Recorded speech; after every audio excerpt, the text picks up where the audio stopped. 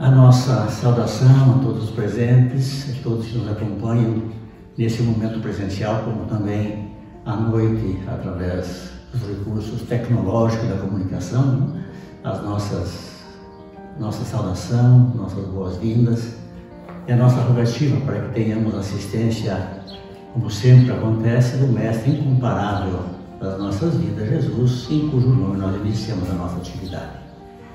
Lembrando que as atividades do CGF continuam em função do momento que vivemos, né? Sem alterações previstas, pelo menos para os próximos dias. Né? Qualquer novidade, todos serão informados. Apenas lembrando que a atividade que está pública são as reuniões às 10 horas da manhã, às 19 e na quarta-feira, das 14 às 17, que nós temos o atendimento espiritual. E para iniciarmos essa atividade, o companheiro Gerson faz a leitura inicial para nós. Olá. Razões para amar os inimigos. Os inimigos, queiramos ou não, são filhos de Deus como nós e, consequentemente, nossos irmãos, para quem Deus providenciará recursos e caminhos dentro da mesma bondade com que age em nosso favor. Temos muito a dever aos amigos pelos estímulos com que nos asseguram êxito na vida, mas não podemos esquecer que devemos bastante aos nossos inimigos pelas oportunidades que nos proporcionam no sentido de retificarmos os próprios erros. O adversário é mais propriamente aquele que surca a nossa alma, a feição do lavrador que cava a terra a fim de que produzamos na seara do bem. O amor pelos inimigos dá-nos excelentes recursos contra desajustes circulatórios, a neurose, a loucura ou a úlcera gástrica, sempre que estejamos em tarefa no corpo físico. Orando em benefício dos que nos ferem, evitamos maiores perturbações em torno de nós mesmos. Uma atitude respeitosa para com os adversários nunca nos rouba tempo ao serviço. Amando os inimigos e entregando-nos sinceramente ao juízo de Deus, com as melhores vibrações de fraternidade, eliminamos 90% dos motivos de aflição e aborrecimento. Abençoando em silêncio os que nos criticam ou golpeiam, protegemos com mais segurança os interesses do trabalho que a providência divina nos concedeu. A serenidade e o apreço para com os inimigos são os melhores antídotos para que as preocupações com eles não nos destruam. O amor pelos inimigos não nos rouba a paz da consciência, na hipótese de serem malfeitores confessos, porque quando Jesus nos diz, ide e reconciliai-vos com o adversário, nos ensina a fazer paz em nossas relações, não como não é justo privar de tranquilidade uma criança ou um doente, mas em trecho algum do Evangelho, Jesus nos recomenda cooperar com eles. Do livro Bênção de Paz, psicografia de Francisco Cândido Xavier, ditado pelo Espírito Emmanuel. Oremos. Divino amigo, Mestre Jesus, a nossa gratidão, Senhor, pelo momento, por um novo dia, por uma semana que se inicia, na certeza da vossa presença, das vossas bênçãos, do vosso amparo. A nossa gratidão, Senhor, pela semana transcorrida, por todo amparo, por toda ajuda que nos propiciastes individualmente a cada um de nós, aos nossos familiares, aos nossos lares, em todas as situações de compromissos. Continuai, Senhor, a amparar-nos. Vós que conheceis a todos, sabeis das nossas fragilidades e necessidades. Nos rogamos igualmente, Senhor, não apenas por nós que aqui nos encontramos, mas por todos os nossos irmãos, todos aqueles vinculados ao SEGESP, quer na dimensão física quanto na dimensão espiritual. Se conosco, Senhor, permitindo que o nosso companheiro Brito possa ter também assistência espiritual no seu compromisso de trazer-nos as reflexões acerca do vosso Evangelho. Se conosco, Senhor, e ao despedir-nos deste ambiente, possamos ter a certeza que estaremos sob os vossos cuidados, sob o vosso amparo. Muito obrigado, Senhor. Que assim seja. Bom dia a todos. que se fazem presentes aqui na nossa casa. Bom dia também àqueles que nos assistem através do nosso canal no YouTube. Que a paz do nosso Mestre Jesus esteja conosco, que possamos permanecer em harmonia para podermos realmente nos religar a Deus, a espiritualidade superior, que sempre nos auxilie na nossa caminhada, muito embora muitas vezes a gente não consiga compreender. Um sábio, certo dia, estava sentado, meditando, quando um dos seus súditos veio até ele e perguntou: Mestre, qual é a diferença que existe entre o mar da Galileia e o Mar Morto, visto que os dois surgem da mesma nascente? Para quem não sabe, tanto o Mar Morto como o Mar da Galileia nascem das águas que surgem na encosta do Monte Hermon, e formam o Rio Jordão. O mestre refletiu por alguns momentos e depois respondeu àquele rapaz: a diferença é a seguinte: as águas, quando chegam no Mar da Galileia, eles chegam pelo norte. O Mar da Galileia usufrui daquela água, se utiliza dela e depois doa, compartilha essas águas pelo sul, entregando de novo a natureza, estabelecendo vida em abundância em tudo que o rodeia. Muito ao contrário, o Mar Morto, quando recebe as águas, também pelo seu norte, guarda-as toda para ele, não compartilha, não divide com ninguém. E aí a vida vai se extinguindo. Por isso que o mar é um mar morto, não tem vida próximo a ele.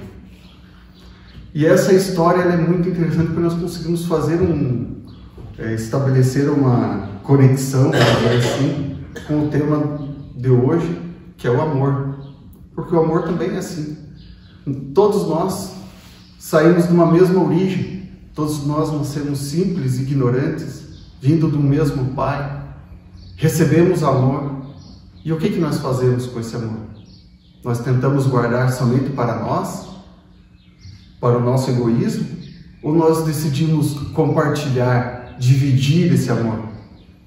Então é isso que a gente precisa refletir, como que nós estamos tratando esse amor que nós recebemos. Se nós vamos querer ser um mar da Galileia, com vida e abundante para nós e para todos que nos rodeiam, ou se nós vamos querer ser um mar morto, só receber o amor e não doar e não compartilhar com ninguém.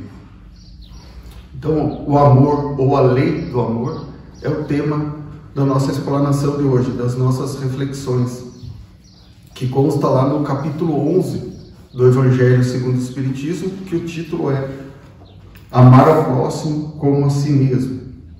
E ele, o amor, ele é tão necessário que ele é como se fosse a água para o nosso corpo físico. Então, o amor está para o nosso espírito como a água está para o nosso corpo físico. Nós conseguimos sobreviver alguns dias, quem sabe algumas semanas, mas não muito mais do que isso. Porque sem o amor ou sem a água, nós acabamos fenecendo. E esse foi, não é à toa, o principal motivo da vinda do nosso Mestre Jesus até nós. Nos ensinar, nos exemplificar, nos mostrar essa lei de amor. E no livro de Mateus, no capítulo 22, no versículo que vai de 34 a 40, tem um diálogo bem interessante em que Jesus demonstra isso. Então ele diz assim: os fariseus, tendo sabido que ele tapara a boca aos saduceus, reuniram-se, e um deles, que era doutor da lei, para o tentar, para colocar ele contra a parede, vamos dizer assim, propôs esta questão: Mestre, qual o mandamento maior da lei? Jesus respondeu: amarás ao Senhor teu Deus de todo o teu coração, de toda a tua alma e de todo o teu espírito. Este é o maior e o primeiro mandamento. Ou seja, Jesus já começou dizendo: o principal e o maior é amar. Amar a Deus acima de todas as coisas. Aí ele prossegue. E aqui temos o segundo, semelhante a este: amar, ou amarás ao teu próximo como a ti mesmo. Toda a lei e todos os profetas se acham contidos nesses dois mandamentos. Ou seja, Jesus resumiu todas as leis morais mosaicas no amar. Simplesmente amar.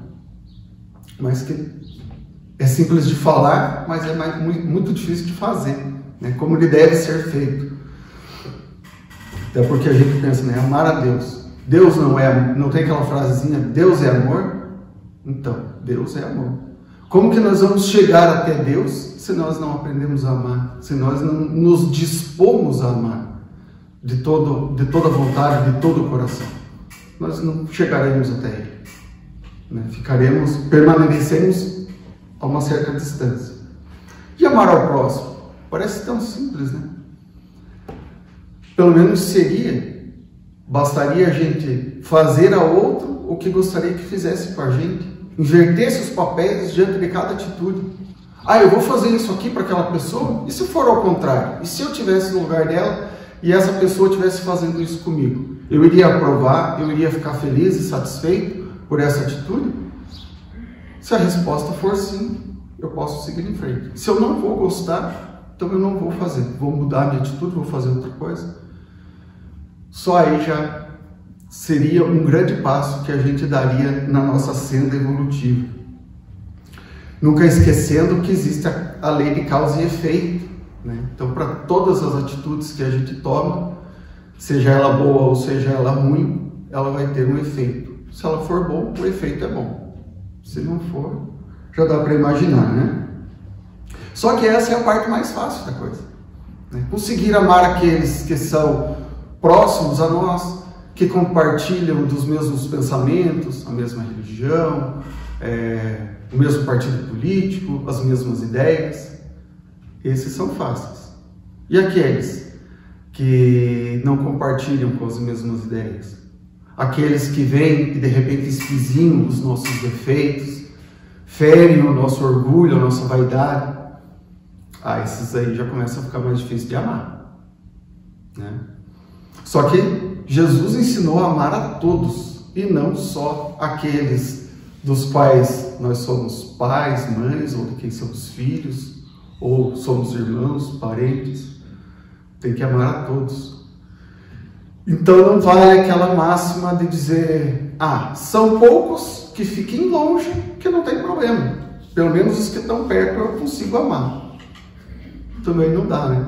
Porque é justamente esses que a gente tem uma dificuldade maior, é que a gente deveria buscar esse reajuste, né? E reconciliar-vos, deveria ir atrás dessas pessoas que ferem o orgulho, a vaidade, e tentar uma aproximação. E isso, né, de certa forma, acaba acontecendo com o tempo, quando a gente procura justamente de boa vontade. E isso tem um papel fundamental na nossa vida, na nossa existência, principalmente como espíritos. Vamos pegar a passagem aqui que o nosso irmão Gerson leu agora, ditado pelo Espírito Emmanuel. Tem um trechinho ali que eu achei interessante, porque Emmanuel, ele não qualifica, ele quantitativa a necessidade do perdão, né? Quando ele diz ali, amando os inimigos e entregando-nos sinceramente ao juízo de Deus.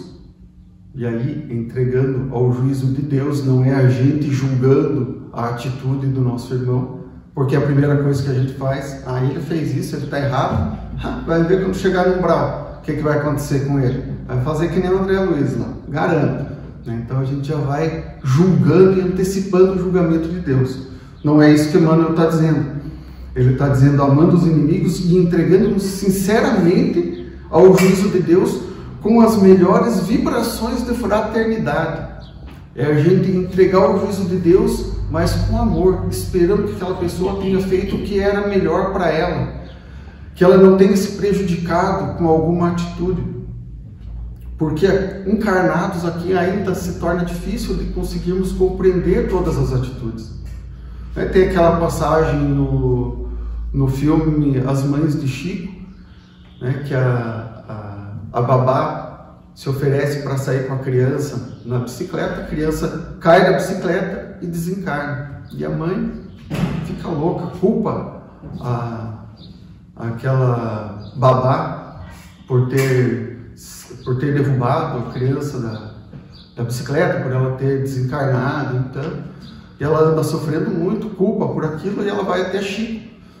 E quando ela chega até Chico, a primeira coisa que ele diz é: você já agradeceu a tua babá? A mulher fica: mas agradecer pelo quê? Ela que foi a culpada pelo acidente? Não, ela não foi a culpada. Ela foi um instrumento. Em desdobramento no plano espiritual, ela se ofereceu para ajudar no desencarne do seu filho. Porque se fosse por você, além da dor, você ainda teria a dor da culpa de ter sido você que derrubou ela da bicicleta. E então, perante Deus, ela já teria julgado, já teria condenado aquela mulher por ela ter derrubado o seu filho. E perante Deus, aquela mulher, ela ajudou, ela ganhou pontos com a divindade, vamos dizer assim, por ter se oferecido para aquela atitude. Então, a gente tem que entregar as mãos de Deus para que Deus julgue. Não cabe a nós julgar. Né? E ele continua: fazendo isso da melhor forma, com as vibrações de fraternidade, eliminamos 90% dos motivos de aflições e aborrecimento. Emmanuel não diz eliminamos alguns poucos aborrecimentos, nem a metade, nem muitos. Ele quantitativa, né? Em torno de 90%. É muita coisa que a gente consegue fazer e que depende só de nós. Só depende da nossa atitude, não depende de mais ninguém. É 90% dos nossos aborrecimentos.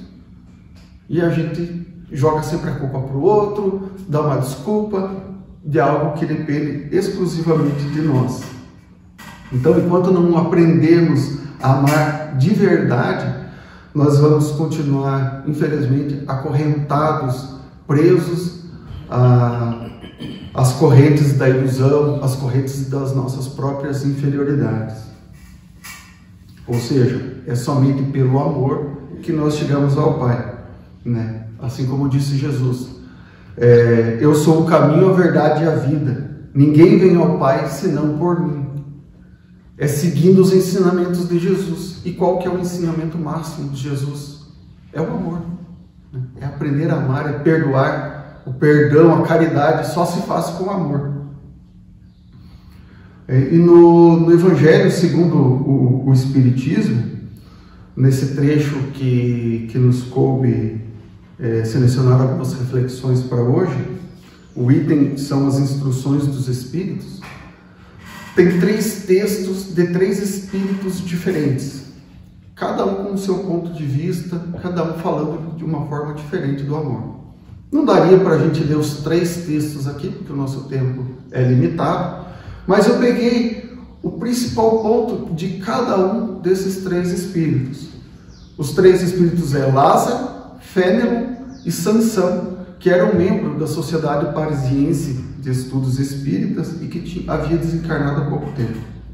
Então começa assim: o amor resume a doutrina de Jesus inteira, visto que esse é o sentimento por excelência, e os sentimentos são os instintos elevados à altura do progresso feito. Ou seja, nós começamos como instinto e à medida que nós evoluímos, que nós amadurecemos, esses instintos vão se tornando em sentimentos. Em sua origem, o homem é só instinto. Quando mais avançado e corrompido, só tem sensações. Quando instruído e depurado, tem sentimentos.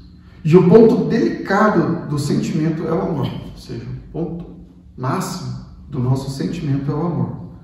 Não o amor no sentido vulgar do termo, mas esse sol interior que condensa e reúne em seu ardente foco todas as aspirações e todas as revelações sobre-humanas. A lei de amor substitui a personalidade pela fusão de seres, extingue as misérias sociais. Ditoso aquele, ultrapassando a sua humanidade, ama com amplo amor os seus irmãos em sofrimento. Ditoso aquele que ama, pois não conhece a miséria da alma nem a do corpo. Tem ligeiros os pés e vive como que transportado, fora de si mesmo. Quando Jesus pronunciou a divina palavra amor, os povos sobressaltaram-se e os mártires, ébrios de esperança, desceram aos circos. Falando dos mártires, né, que foram lançados ao fogo, aos leões, porque eram seguidores de Jesus. Então, Lázaro, Paris, 1862. O seguinte diz: o amor é de essência divina, e todos vós, do primeiro ao último, tendes no fundo do coração a centelha desse fogo sagrado.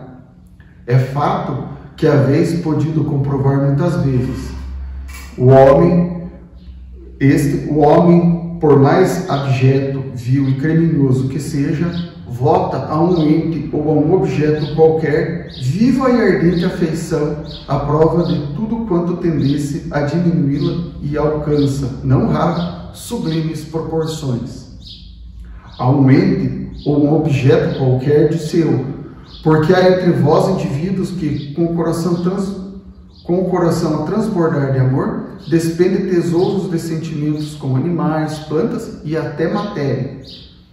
Espécie de misântropos que, ao se queixarem da humanidade em geral e a resistirem ao pendor natural de suas almas, buscam em torno de si a afeição e a simpatia, rebaixando a lei de amor à condição de instinto, ou seja, ainda não estão completamente maduros, né? Mas existem aquelas pessoas que muitas vezes a gente vê nos noticiários, né? Pessoa cruel, sem compaixão nenhuma. Essa pessoa, por mais que ela seja má, quando ela retorna para sua casa, para o seu lar, ela tem a sua esposa, ela tem o seu filho que ele ama. Se ele não tiver esposa ou filho, um animal ou até mesmo um objeto. Mas isso é interessante ver por esse ponto de vista, que é o amor brotando naquele espírito, naquela alma. E que com o amadurecimento dele, esse que está saindo do instinto e passando por um sentimento de amor, ele vai amadurecer, ele vai crescer. E como segue Fenelon mais adiante, há 100 anos você era muito pior e daqui a 100 anos você com certeza vai ser muito melhor. O tempo é uma bênção realmente. Então, Fenelon, Bordeaux, 1861. E o último, amar, no sentido profundo do termo, é o homem ser leal, probo, consciencioso, para fazer aos outros o que queria que esse lhes faça. É procurar em torno de si o sentido íntimo de todas as dores que acabrunham seus irmãos para suavizá-los. É considerar como sua a grande família humana, porque essa família toda a encontrareis, dentro de certo período, em mundos mais adiantados. E os espíritos que a compõem são, como vós, filhos de Deus, destinados a se elevarem ao infinito. Assim, não podeis recusar aos vossos irmãos o que Deus liberalmente vos outorgou. Portanto, do vosso lado, muito vos alegraria que vossos irmãos vos dessem aquilo de que necessitais. Para todos os sofrimentos, tende, pois, sempre uma palavra de esperança e de conforto, a fim de que sejais inteiramente amor e justiça. Sansão, Paris, 1863. Então veja que são palavras diferentes, pontos de vista diferentes, né, sobre um mesmo tema, o ponto central, que é o amor. Nessa eles são unânimes em ressaltar a importância desse amor. Não o amor vulgar, mas um amor verdadeiro. Não um amor filial, um amor paternal, mas um amor que nós devemos ter por todos a quem nos mantemos em contato e estabelecemos relações diariamente ou constantemente. E também não basta apenas dizer, eu amo meus irmãos, eu amo todos que estão à volta. de mim, a todos os que me rodeiam. Não é só isso. O amor, ele é uma ação. Eu tenho que praticar o amor, como o mar da Galileia, né? Eu tenho que receber esse amor, mas eu tenho que fazer alguma coisa com ele. Eu não posso só querer guardar ele para mim e acumular amor. Eu tenho que trabalhar esse amor. E esse amor a gente trabalha na caridade, trabalha com o perdão, ajudando os nossos irmãos em sofrimento, como disse Sansão. E nós temos um exemplo muito interessante disso, que é o nosso irmão Chico Xavier, que trabalhou incessantemente enquanto esteve aqui encarnado. Então o Chico era muito engraçado, que quando ele estava saindo de algum lugar e a pessoa dizia: tchau, Chico, vai em paz.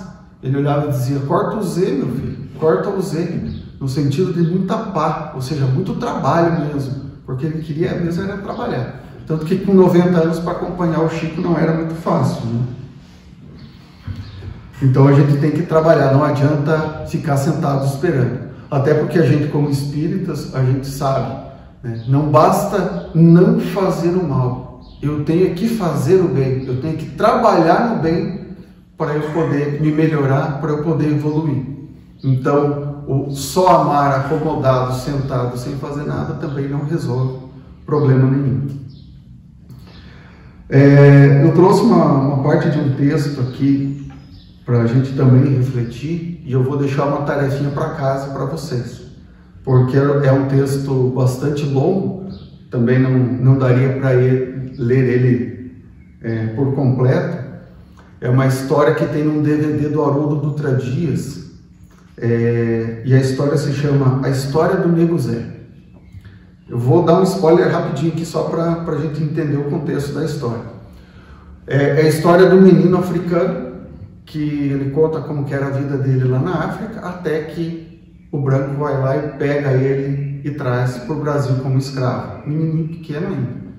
E aí esse menininho vive lá, é comprado por um senhor, o senhorzinho dele compra ele é muito maltratado, ele é muito judiado, ele apanha, ele conta todo como que é o processo de escravização, que é bem triste.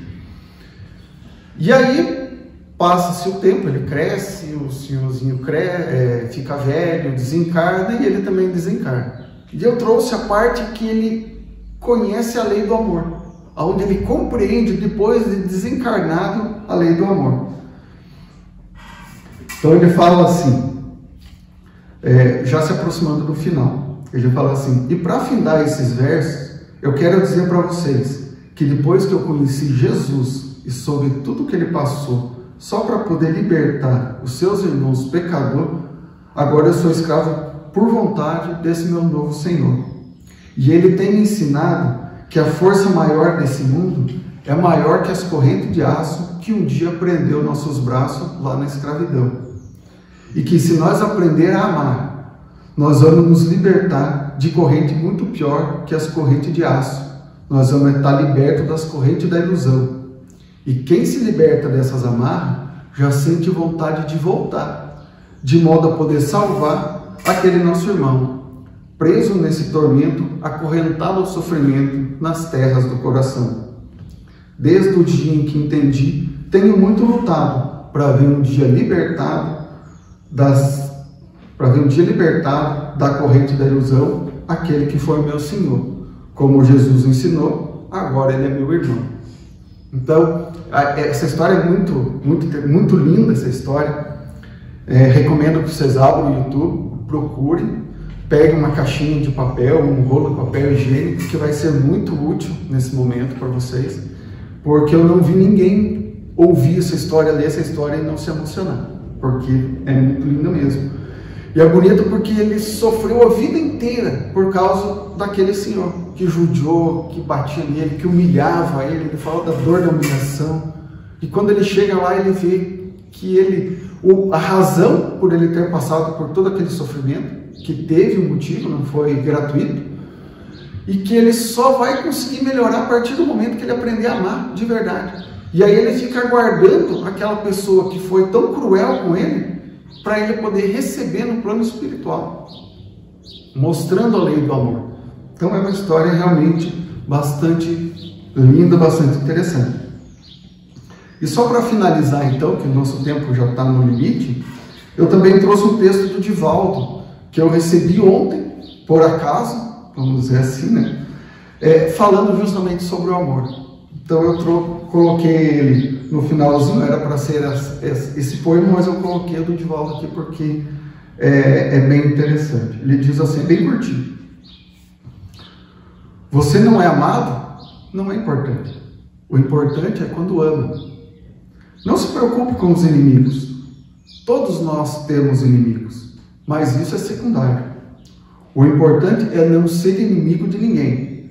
Se alguém não gosta de você, o problema é dele. Mas quando você não gosta de alguém, aí o problema é seu. Então ame.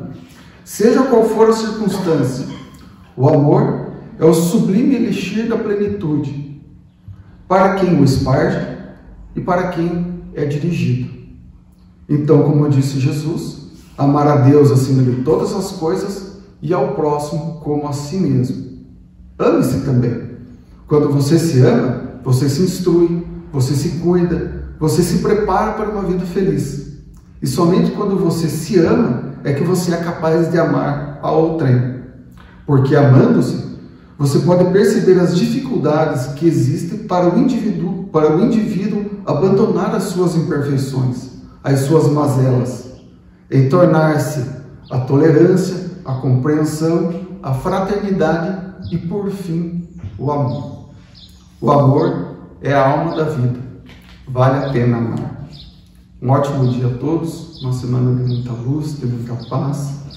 Muito obrigado. Irmãos, oremos. Mestre Jesus, companheiros do plano maior, agradecemos o apoio, o amparo na manhã de hoje. Agradecemos, Mestre, a oportunidade de estarmos novamente reencarnados nessa escola divina, tendo a possibilidade de aprender, de praticar um pouco mais o amor que viestes nos ensinar. Tende paciência com nós, Mestre, porque ainda somos tão inferiores, temos tantas dificuldades em amar aqueles que nos prejudicam, que nos maltratam. Mas nós estamos tentando, Mestre, a cada dia nos melhorar, aprender mais e principalmente colocar em prática esse amor, que é o amor que nos levará ao Pai.